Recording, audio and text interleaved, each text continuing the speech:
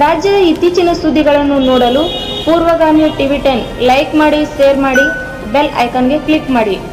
ಮಹಿಳೆಯರು ಹುಚ್ಚು ಪ್ರೀತಿಗೆ ಬಿದ್ದು ಅದೆಷ್ಟು ಮೋಸ ಹೋಗ್ತಾರೆ ಅಂದ್ರೆ ಒಂದು ಹಂತಕ್ಕೆ ಮನೆ ಮಕ್ಕಳು ಗಂಡನನ್ನೇ ಬಿಟ್ಟು ಓಡಿ ಹೋಗ್ತಾರೆ.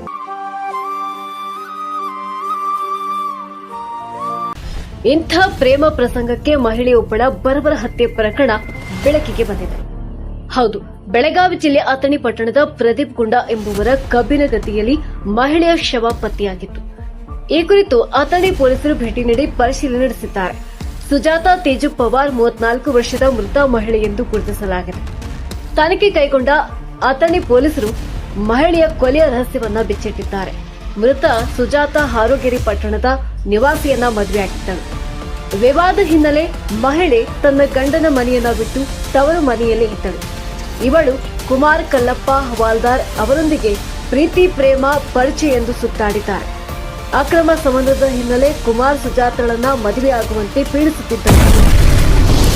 ಮಾರ್ಚ್ 5ರಂದು ಮನೆಯಿಂದ ಬೈಕ್ ಮೇಲೆ ಕರೆದೊಯ್ದ ಕುಮಾರ್ ಹವಾಲ್ದಾರ್ ಪಟ್ಟಣದ ಹೊರವಲಯದ ಕಬ್ಬಿನಗದ್ದಿಯಲ್ಲಿ ಬಟ್ಟೆಯಿಂದ ಕುತ್ತಿಗೆ ಹಾಕಿ ಬಿಗಿದು ಉಸಿರುಗಟ್ಟಿಸಿ ಕೊಲೆ ಮಾಡಿದ್ದಾನೆಂದು ಅಥಣಿ ಪೊಲೀಸರು ಭೇಟಿ ನೀಡಿ ಪರಿಶೀಲನೆ ನಡೆಸಿದ್ದಾರೆ.